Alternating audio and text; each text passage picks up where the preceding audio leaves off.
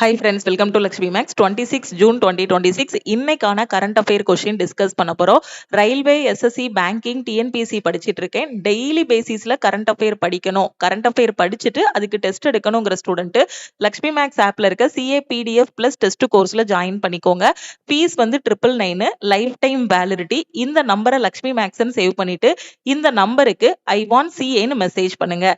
அதே மாதிரி இப்பதான் புதுசா கவர்மெண்ட் எக்ஸாமுக்கே படிக்க ஆரம்பிச்சிருக்கேன் மேம், எங்க இருந்து படிக்கணும், எப்படி படிக்கணும்னு தெரியல. ஆகஸ்ட்ல குரூப் டி எக்ஸாம் வரப்போகுது, அதுக்கு எப்படி படிக்கணும்னு தெரியல. அதுக்கு அடுத்து வரக்கூடிய எஸ்எஸ்சி ரயில்வே எக்ஸாம்ஸும் ப்ரிப்பேர் பண்ணிட்டு இருக்கேன்.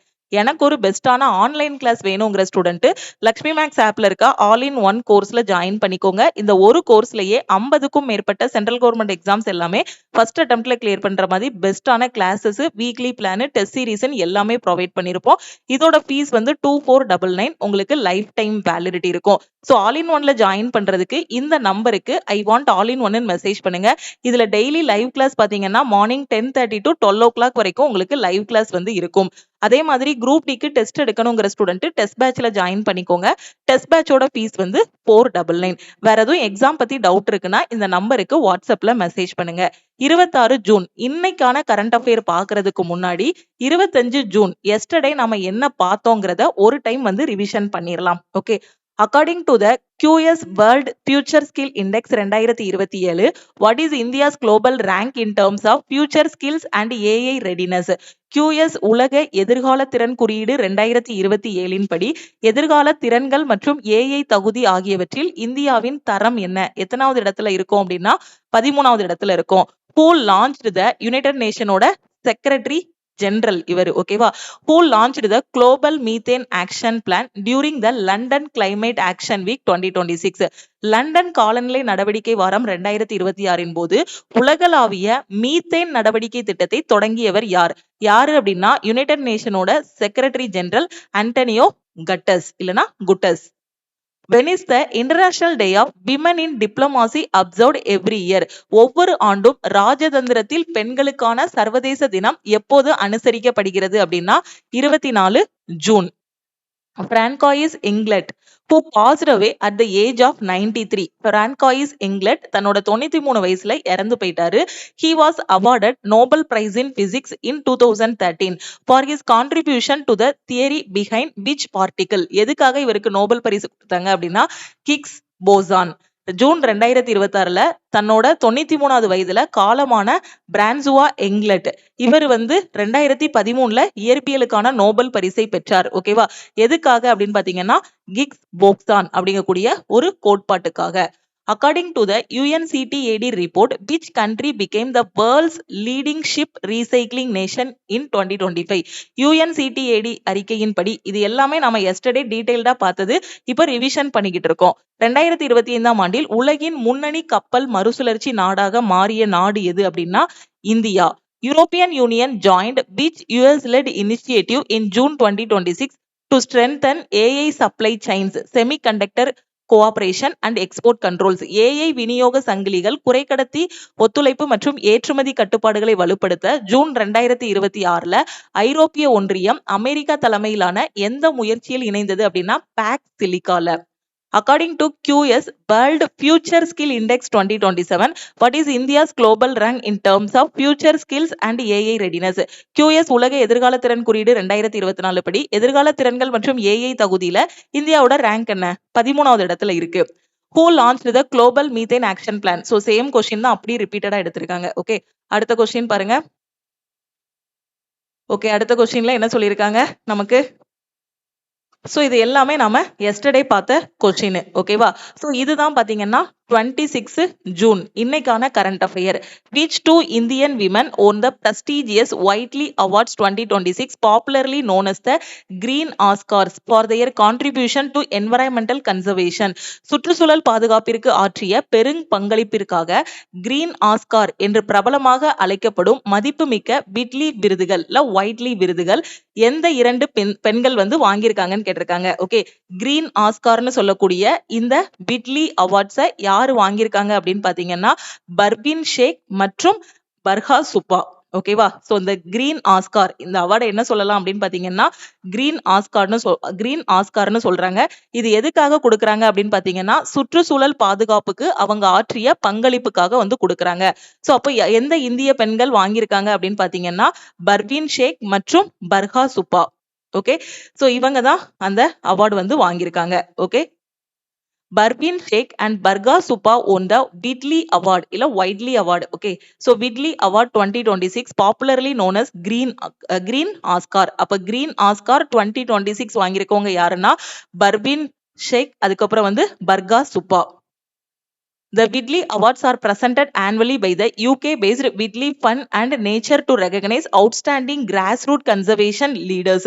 சுற்றுச்சூழல் பாதுகாப்புக்காக பங்களிக்கிறாங்க இல்லையா, சோ அவங்களுக்காக இந்த அவார்டு வந்து கொடுக்கறாங்க. ஜஸ்ட் இவங்களோட நேம் வந்து ஞாபகம் வச்சுக்கோங்க, பர்வீன் ஷேக் மற்றும் பர்கா சுப்பா கிரீன் ஆஸ்கார் அவார்ட் 2026 வந்து வாங்கியிருக்காங்க. இந்த அவார்டுக்கு இன்னொரு நேம் வந்து பாத்தீங்கன்னா விட்லி அவார்ட்ஸ். ஓகே, அடுத்த கொஸ்டின் பாருங்க. Which country a powerful earthquake of magnitude 7.2 to 7.5 was recorded, which is being considered one of the most intense events in a century? ஒரு நூற்றாண்டில் இல்லாத அளவுக்கு மிகவும் தீவிரமான நிகழ்வுகளில் ஒன்றாக கருதப்படும் 7.2 to 7.5 ரிக்டர் அளவிலான நிலநடுக்கம் எந்த நாட்டில் பதிவாகி உள்ளதுன்னு கேட்டிருக்காங்க. எந்த நாட்டுல அப்படின்னா வெனிசுலியால. அந்த நிலநடுக்கத்தோட அளவு என்னன்னு பாத்துக்கோங்க, 7.2 to 7.5 ரிக்டர் அளவு. ஓகே, ஏன்னா நிலநடுக்கத்தை வந்து ரிக்டர் அளவுகள்ல தான் சொல்லுவாங்க. ஓகே, வெனிசுலியாவுல தான் இந்த நிலநடுக்கம் வந்து ஏற்பட்டிருக்கு. A powerful sequence of back-to-back earthquakes measuring 7.2 to 7.5 struck Venezuela's northeastern ஹோஸ்ட்ல வந்து ஜூன் 24, 2026ல வந்து இந்த நிலநடுக்கம் வந்து ஏற்பட்டிருக்கு. ஓகே, சோ அதோட அந்த ரிக்டர் அளவு வந்து என்ன அப்படிங்கறத பாத்துக்கோங்க. எந்த கண்ட்ரில இந்த நிலநடுக்கம் ஏற்பட்டிருக்கு அப்படிங்கறதையும் பாத்துக்கோங்க. ஓகே, அதே மாதிரி நம்ம இந்தியா சார்புல பாத்தீங்க அப்படின்னா இந்த நிலநடுக்கத்துக்கு பாத்தீங்கன்னா என்ன பண்ணிருக்காங்கன்னா நம்மளால முடிஞ்ச அளவுக்கு ஹெல்ப் பண்ணுவோம் அப்படிங்கிற மாதிரி நம்ம பிரைம் மினிஸ்டர் வந்து சொல்லியிருக்காங்க. ஓகேவா, அடுத்து பாருங்க. Ambabai Temple Development Project launched in June 2026 is associated with which famous temple in Maharashtra? June 2026ல தொடங்கப்பட்ட அம்பபாய் கோயில் மேம்பாட்டு திட்டம் மகாராஷ்டிராவுல உள்ள எந்த புகழ்பெற்ற கோயிலுடன் தொடர்புடையது? எந்த கோயில் அப்படின்னா மகாலட்சுமி டெம்பிள் கோலாப்பூர். ஓகேவா, மகாலட்சுமி டெம்பிள்னு சொல்லலாம், இதை வந்து அம்பாபாய் டெம்பிள் அப்படின்னு சொல்றாங்க. ஓகே, அம்பபாய் டெம்பிள் வந்து பாத்தீங்கன்னா எங்க இருக்குன்னா மகாராஷ்டிரால இருக்கு. இதை உங்களுக்கு ஸ்டாட்டிக் ஜிகேவாவும் கேட்கலாம். ஓகே, அம்பபாய் டெம்பிள் நீங்க இப்ப ஸ்டாட்டிக் ஜிகே தனியா உட்கார்ந்து படிக்க வேண்டாம், கரண்ட் அஃபேர்ல வரக்கூடிய ஸ்டாட்டிக் ஜிகே படிச்சீங்கனாலே போதுமானது. ஓகே, மகாராஷ்டிரால இருக்கக்கூடிய புகழ்பெற்ற கோயில் தான் எது அப்படின்னு பாத்தீங்கன்னா அம்பபாய் கோவில். ஓகே, அம்பபாய் டெம்பிள் டெவலப்மெண்ட் ப்ராஜெக்ட் வந்து எந்த ஸ்டேட்ல நடக்குது அப்படின்னு கூட உங்களுக்கு எக்ஸாம்ல கேட்கலாம். எந்த ஸ்டேட் அப்படின்னு பாத்தீங்கன்னா Maharashtra. Okay, union home minister Amit Shah launched the 1445.97 கோடி. ஓகே, 1445.97 crore அம்பபாய், அதாவது Mahalakshmi temple development project in Kolhapur, Maharashtra. ஓகேவா, சோ இந்த டெம்பிள் ப்ராஜெக்டுக்காக எவ்வளவு ஒதுக்கி இருக்காங்கன்னு பாருங்க, 1445.97 கோடி. இந்த மகாலட்சுமி டெம்பிள் எங்க இருக்கு அப்படின்னு பாத்தீங்கன்னா மகாராஷ்டிரால இருக்கு. ஓகே, சோ மத்திய உள்துறை அமைச்சர் அமித்ஷா 20 ஜூன் 2026ல மகாராஷ்டிராவுல கோலாப்பூர்ல இருக்கக்கூடிய மகாலட்சுமி டெம்பிளுக்கு 1445.97 கோடி செலவிலான மேம்பாட்டு திட்டத்தை தொடங்கி வைத்தார். இந்த திட்டம் வரலாற்று சிறப்புமிக்க இக்கோயிலை பாதுகாப்பதையும் யாத்ரீகர்களுக்கான வசதிகளை மேம்படுத்துவதற்காகவும் ஆன்மீக சுற்றுலாவை ஊக்குவிப்பதற்காகவும் இந்த திட்டம் வந்து என்ன பண்ணிருக்காங்க, கொண்டு வந்திருக்காங்க. ஓகே, அதுக்காக இவ்வளவு செலவு பண்ணி அந்த கோயிலை வந்து என்ன பண்றாங்கன்னா அதுல புதுசா கட்டிடங்கள் கட்டுறது, அதுல புதுப்பித்தல் பணிகள், இந்த மாதிரி நிறைய பணிகள் வந்து பண்றாங்க. நீங்க என்ன தெரிஞ்சுக்கணும் அப்படின்னா இந்த கோவில் எங்க இருக்கு, அந்த ப்ராஜெக்டுக்காக எவ்வளவு செலவு வந்து பண்ணிருக்காங்க, இது மட்டும் தெரிஞ்சுக்கிட்டீங்கன்னா போதும். What is the boss scam recently flagged by the Indian Cybercrime Coordination Center? Okay, இந்திய இணைய குற்ற ஒருங்கிணைப்பு மையம். ஓகே, என்ன கொண்டு வந்திருக்காங்க, பாஸ் ஸ்கேம் வந்து கொண்டு வந்திருக்காங்க. இந்த பாஸ் ஸ்கேம்னா என்னன்னு கேட்டிருக்காங்க. பாஸ் ஸ்கேம்னா என்னன்னா a fraud where criminals impersonate CEOs or senior executives to trick employees into transferring money. குற்றவாளிகள் நிறுவனத்தின் தலைமை அதிகாரிகள் அல்லது மூத்த அதிகாரிகளைப் போல ஆள் மாறாட்டம் செய்து ஊழியர்களை பணப்பரிமாற்றம் செய்ய வைக்கக்கூடிய ஒரு மோசடி தான் எது அப்படின்னு பாத்தீங்கன்னா இந்த பாஸ் ஸ்கேம். ஓகேவா, சோ இந்த இந்த பாஸ் ஸ்கேம் வந்து யாரு வந்து எச்சரிக்கை கொடுத்திருக்காங்க நமக்கு, ஸோ சைபர் கிரைம்ல இருந்து இந்த மாதிரி வந்து என்ன பண்ணியிருக்காங்க, நமக்கு வந்து பாஸ் ஸ்கேம்னு ஒன்று வந்து சொல்லியிருக்காங்க, ஒரு எச்சரிக்கை கொடுத்திருக்காங்க. பாஸ் ஸ்கேம்ங்கிறது என்னன்னா, ஒரு ஒரு நிறுவனமோ இல்ல ஒரு இதுலயோ ஒரு ஹெட் மாதிரி இருந்துகிட்டு ஸ்கேம் பண்ற மாதிரி. ஓகே, ஹெட் மாதிரி சொல்லிட்டு ஏமாத்தி ஸ்கேம் பண்ற மாதிரி. Boss scam also known as CEO impersonation fraud is a cyber fraud in which criminals pose as senior executives to obtain unauthorized payments or sensitive information from employees. ஓகேவா? So அந்த employees கிட்ட இருந்து முக்கியமான information அந்த எல்லாமே பாத்தீங்கன்னா ஸ்கேம்னாலே என்னது, காசுக்காகவோ இல்ல இதுக்காகவோ ஏமாத்துறது தான். ஸோ பாஸ் மாதிரி வச்சு அவங்க ஏமாத்துறதுனால தான் இந்த ஸ்கேமுக்கு பேர் வந்து பாஸ் ஸ்கேம் அப்படின்னு நேம் வச்சிருக்காங்க.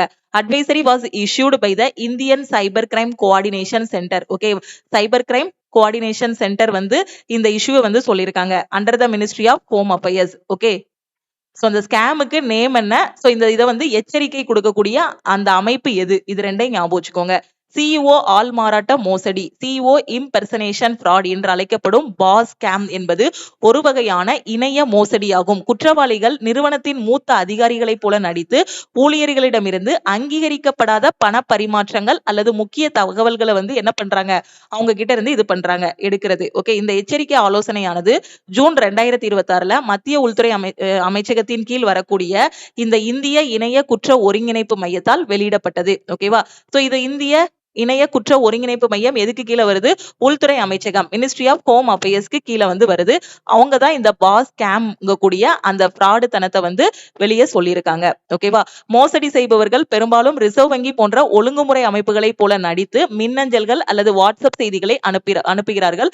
அத்துடன் அவசர இணக்க ஆவணங்கள் போல அந்த ஜிப் கோப்புகளையும் வந்து என்ன பண்றாங்க, அனுப்புறாங்க. கரெக்டா பெர்ஃபெக்டா அபிஷியலா பண்ற மாதிரியே நிறைய பேர் ஃப்ராடு பண்ணி நிறைய இடத்துல ஏமாத்துறாங்க. அதுல இதுவும் ஒண்ணுதான், என்னது, இந்த பாஸ் ஸ்கேம். ஓகே, இந்த மால்வேர் செயலிழக்கப்படும் போது தாக்குதல் நடத்துபவர்கள் வாட்ஸ்அப் போன்ற தகவல் தொடர்பு சேனல்களை கடத்தி நிறுவனத்தின் நிர்வாகிகளை போல என்ன பண்ணுவாங்க, ஆள் மாறாட்டம் வந்து பண்ணி பண மோசடிகள் அந்த மாதிரி பண்றாங்க. ஓகே, அதோட நேம் வந்து boss scam. Okay, under the Uttar Pradesh Mukhyamantri Kanya சுக்மங்கலா Yojana, the total financial assistance provided to an eligible girl child has been increased to.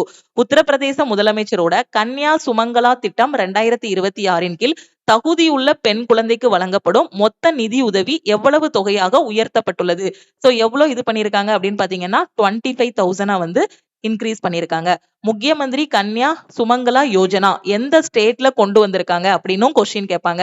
எங்க அப்படின்னு பாத்தீங்கன்னா உத்தரப்பிரதேசத்துல கொண்டு வந்திருக்காங்க. எதுக்காக அப்படின்னா promoting the welfare, education and empowerment of girl children. Okay, பெண் குழந்தைகளுக்காக இது வந்து கொண்டு வந்திருக்காங்க. In 2026, total financial assistance under the scheme was increased from 15,000 இருந்து இப்போ அந்த குழந்தைகளுக்கு எவ்வளவா இன்க்ரீஸ் பண்ணிருக்காங்க அப்படின்னு பாத்தீங்கன்னா 25,000 இன்க்ரீஸ் பண்ணிருக்காங்க.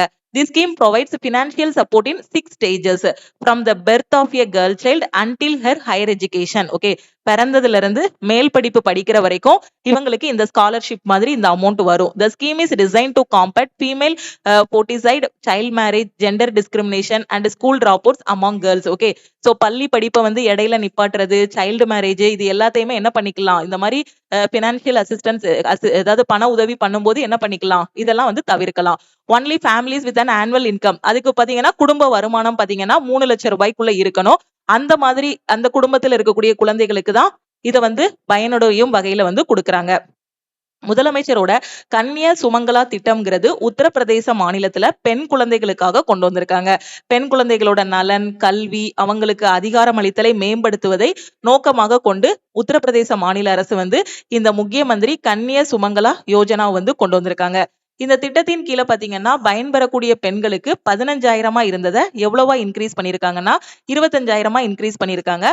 இந்த குழந்தைகள் பிறந்ததுல இருந்து அவங்க ஹையர் ஸ்டடீஸ் முடிக்கிற வரைக்கும் இந்த நிதி உதவி வந்து அவங்களுக்கு கொடுக்கறாங்க. ஓகே, இந்த மாதிரி கொடுக்கும்போது பெண் சிசு கொலையை தடுக்கலாம், குழந்தை திருமணத்தை தடுக்கலாம், பாலின பாகுபாடு, பெண்களின் பள்ளி படிப்பை பாதியில நிறுத்துறது, சோ இந்த மாதிரி இதெல்லாம் தடுக்கிற மாதிரி கொடுக்கறாங்க. இந்த இது வாங்கணும், இந்த 25,000 அந்த கேர்ள் சைல்டுக்கு கிடைக்கணும் அப்படின்னா அவங்களோட குடும்ப வருமானம் வந்து வருஷத்துக்கு 3 லட்சம் ரூபாய் வரையில இருக்கணும். 3 லட்சம் ரூபாய்க்குள்ள இருந்துச்சு அப்படின்னா அவங்களுக்கு இந்த மாதிரி கிடைக்கும். இத்திட்டத்தின் பலன்கள் ஒரு குடும்பத்திற்கு அதிகபட்சமாக 2 பெண் குழந்தைகளுக்கு மட்டுமே கிடைக்கும். ஒன்றுக்கும் மேற்பட்ட குழந்தைகள் ஒன்றாக பிறக்கும் இரட்டை குழந்தை போன்ற சந்தர்ப்பங்களில் விதிவிலக்குகள் இருக்கு. அதாவது அதிகபட்சம் பாத்தீங்கன்னா இப்போ ஒரு ஃபேமிலில 3 பொண்ணு இருக்கு அப்படின்னா அதுல 2 பொண்ணுங்களுக்கு மட்டும்தான் அந்த இது வந்து கொடுக்குறாங்க. ஓகே, நீங்க வந்து படிக்க வேண்டியது என்னன்னா ஜஸ்ட் இந்த ஸ்கீம் வந்து எந்த ஸ்டேட்ல கொண்டு வந்திருக்காங்க, எவ்வளோ நிதி உதவி வந்து இதுக்கு கொடுக்குறாங்கங்கிறத படிச்சுக்கோங்க.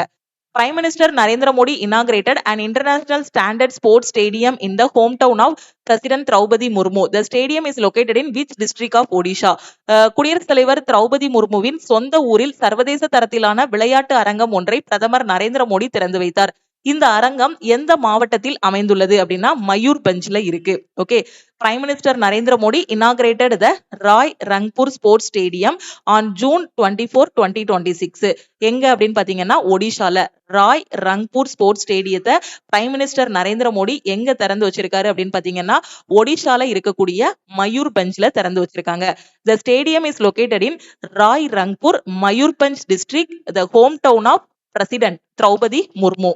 Okay, the sports complex has been developed as an international standard sports facility to promote sports among youth and tribal communities. Okay, இளைஞர்கள் மற்றும் tribal communitiesக்கு இடையில அந்த விளையாட்டை வந்து ஊக்குவிப்பதற்காக இந்த ஸ்டேடியம் வந்து திறந்திருக்காங்க. Prime minister Narendra Modi 24 June 2026 எங்க ராயர் ரங்பூர் விளையாட்டு அரங்கத்தை திறந்து வைத்தார் அப்படின்னு எக்ஸாம்ல கேட்பாங்க. எங்க அப்படின்னு பாத்தீங்கன்னா ஒடிஷால. இன்னும் டஃபா கேக்குறாங்க அப்படின்னா எந்த மாவட்டத்துல அப்படின்னு கூட கேட்பாங்க. மயூர்பஞ்ச் மாவட்டம். இது எங்க இருக்கு அப்படின்னு பாத்தீங்கன்னா ஒடிஷாவுல இருக்கு. அப்படி இல்லைன்னா ஒடிஷாவுல பிரைம் மினிஸ்டர் நரேந்திர மோடி திறந்து வைத்த அந்த விளையாட்டு அரங்கத்தோட நேம் என்னன்னு கேட்பாங்க. ராயர் ரங்பூர் விளையாட்டு அரங்கம். ஓகே, இது எதுக்காக அப்படின்னு கூட கேட்கலாம். இளைஞர்கள் மற்றும் பழங்குடியின மக்களிடையே சமூகத்தினரிடையே விளையாட்டை ஊக்குவிப்பதற்காக இந்த விளையாட்டு வளாகம் சர்வதேச தரத்திலான விளையாட்டு வசதிகளுடன் உருவாக்கப்பட்டுள்ளது. ஓகேவா, அடுத்து பாருங்க, Volcan de Figo. Okay, Volcan de Figo, recently seen in news due to an eruption, is located in which country? எரிமலை வெடிப்பு காரணமாக சமீபத்துல செய்திகளில் இடம்பெற்ற வால்கன் டி பிகோ ஓகேவா எந்த நாட்டில் அமைந்துள்ளதுன்னு கேட்டிருக்காங்க. கண்டிப்பா எக்ஸாம்ல கேட்பாங்க. இந்த எரிமலை வெடிப்பு வந்து ரீசெண்டா நியூஸ் பேப்பர்ல வந்திருக்கு. இத ஸ்டாட்டிக் ஜிகே மாதிரியும் கேட்கலாம். ஓகே, சோ எங்க இருக்கு அப்படின்னு பாத்தீங்கன்னா கௌதமாலால இருக்கு. ஓகே, சோ இந்த வால்கன் டி பிகோ வந்து எங்க இருக்கு அப்படின்னு பாத்தீங்கன்னா கௌதமாலால இருக்கு. இது ரீசெண்டா நியூஸ்ல வந்தது. இது ஒரு ஸ்டாட்டிக் ஜிகே மாதிரி படிச்சுக்கோங்க. இந்த எரிமலை எங்க இருக்குங்கிறத படிங்க. சோ எங்க இருக்கு அப்படின்னு பாத்தீங்கன்னா கௌதமாலால இருக்கு. கௌதமாலால உள்ள வல்கன் டி பிகோ சமீபத்தில் வெடித்தது. ஓகே, நீங்க ஜஸ்ட் கௌதமாலால உள்ள அந்த எரிமலையோட நேம மட்டும் படிச்சுக்கோங்க போதும் இந்த கொஸ்டினுக்கு. Okay, which NASA rover recently detected the largest organic molecules ever found on Mars? செவ்வாய் கிரகத்துல இதுவரை கண்டறியப்பட்டவற்றிலேயே மிகப்பெரிய கரிம மூலக்கூறுகளை சமீபத்தில் கண்டறிந்த நாசாவோட ரோவர் எது? அதோட நேம் என்ன அப்படின்னு பாத்தீங்கன்னா கியூரியாசிட்டி. அந்த ரோவரோட நேம் என்ன அப்படின்னு பாத்தீங்கன்னா curiosity. NASA Perseverance rover detected the largest and most robust complex organic. ஓகேவா, சோ மிகப்பெரிய கரிமத்தை வந்து கண்டுபிடிச்சிருக்கு. ஓகேவா, சோ அதோட நேம் வந்து பாத்தீங்கன்னா curiosity. Which country recently became the new member of the International Big Cat Alliance? சர்வதேச பிக் கேட் கூட்டணியில் இணைந்த நாடு எது? ரீசெண்டா இந்த IBCA வந்து எந்த நாடு இணைஞ்சிருக்காங்க? IBCA International Big Cat Alliance. யார் இணைஞ்சிருக்காங்க அப்படின்னா வங்கதேசம், பங்களாதேஷ் வந்து இணைஞ்சிருக்காங்க. Bangladesh became the new member country of International Big Cat Alliance in June 2026. Okay, so International Big Cat Alliance இப்போ எப்போ லான்ச் பண்ணாங்க அப்படின்னா ஏப்ரல் 2023ல வந்து லான்ச் பண்ணாங்க. During the celebration of 50 years of Project Tiger. The alliance aims to promote the conservation of 7 big cat species: tiger, lion, leopard, snow leopard, cheetah, jaguar, பூமா. ஓகேவா, so இது எல்லாத்தையுமே என்ன பண்றதுக்காக பாதுகாப்பதற்காக இது வந்து இது பண்ணிருக்காங்க. ஓகே, அப்போ இன்டர்நேஷனல் பிக் கேட் அலையன்ஸ்ல ரீசெண்டா யாரு ஜாயின் பண்ணிருக்காங்க அப்படின்னு பாத்தீங்கன்னா பங்களாதேஷ். ஓகேவா, சோ இந்த இனங்களை புலி, சிங்கம், சிறுத்தை, பனி சிறுத்தை, சீட்டா, ஜாகுவாரு, பூமா ஆகிய 7 பூனை இனங்களின் பாதுகாப்பை மேம்படுத்துவதை நோக்கமாக கொண்டது. சோ பூனை, புலி இவங்க எல்லாமே பாத்தீங்கன்னா பார்க்க ஒரே மாதிரி இருப்பாங்க, ஒரே ஃபேமிலிக்குள்ள வருவாங்க. நீங்க பயாலஜில படிச்சீங்கன்னா தெரியும்.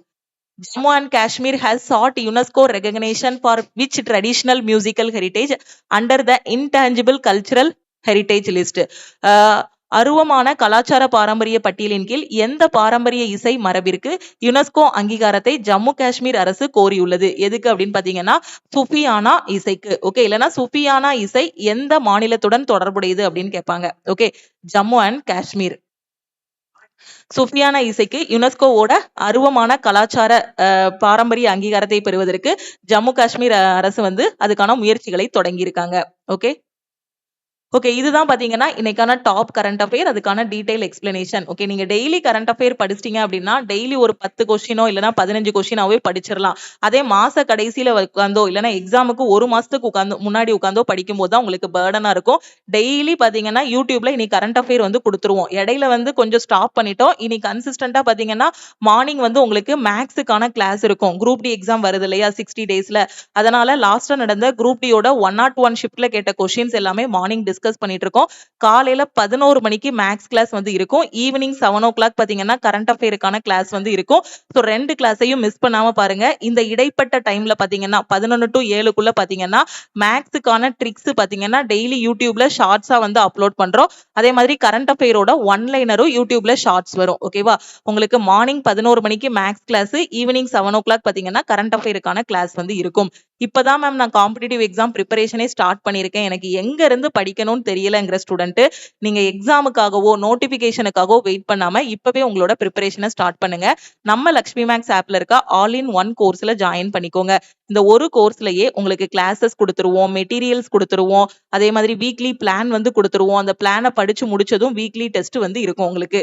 இதை மட்டும் ஃபாலோ பண்ணீங்கனாலே எந்த எக்ஸாம்னாலும் உங்களால ஃபர்ஸ்ட் அட்டெம்ப்ட்ல கிளியர் பண்ண முடியும். மேம் நான் எல்லாமே படிச்சிட்டேன், கரண்ட் அஃபேர்ல மட்டும் தான் வீக்கா இருக்கேங்கிற ஸ்டூடெண்ட்டுக்காக ஸ்பெஷலா கரண்ட் அஃபேருக்கான பிடிஎஃப் பிளஸ் அன்னன்னைக்குள்ள கரண்ட் அஃபேரை டெஸ்ட் எடுக்கிறதுக்கு டெஸ்ட்டும் கொண்டு வந்திருக்கோம். ஓகே, ஒரே கோர்ஸ்ல பாத்தீங்கன்னா உங்களுக்கு கரண்ட் அஃபேர்ங்கிறது வந்து இதோட நிக்காது, டெய்லி வந்துகிட்டே இருக்கும். ஓகேவா, எந்த எக்ஸாம் படிச்சாலும் சரி டெய்லி உங்களுக்கு கரண்ட் அஃபேர் அப்டேட் பண்றதுக்காக லைஃப் டைம் வேலிடிட்டியில கரண்ட் அஃபேர் வந்து கொடுத்துருக்கோம். கரண்ட் அஃபேரோட ஃபீஸ் வந்து 999. ஓகேவா, சோ ஒன்ஸ் 999 பே பண்ணிட்டீங்கன்னா நியூஸ் பேப்பர் எதுவுமே ரீட் பண்ண வேண்டாம், எல்லாமே உங்களுக்கு பிடிஎஃப் டெய்லி மந்த்லி வீக்லியா கொடுத்துருவோம்.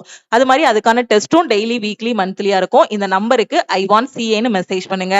அதே மாதிரி ஆல் இன் ஒன் ஜாயின் பண்றதுக்கு I want all in one message பண்ணுங்க. ஒரு டைம் 2499 ஆல் இன் ஒன்னுக்கு பே பண்ணிட்டீங்கன்னா லைஃப் டைம் வேலிடிட்டி இருக்கும்.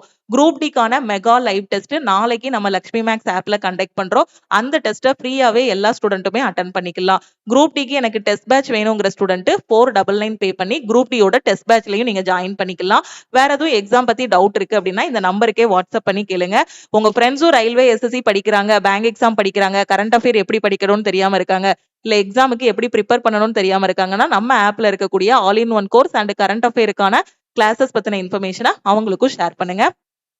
திருப்பியும் நெக்ஸ்ட் கிளாஸ்ல மீட் பண்ணலாம். தேங்க்யூ.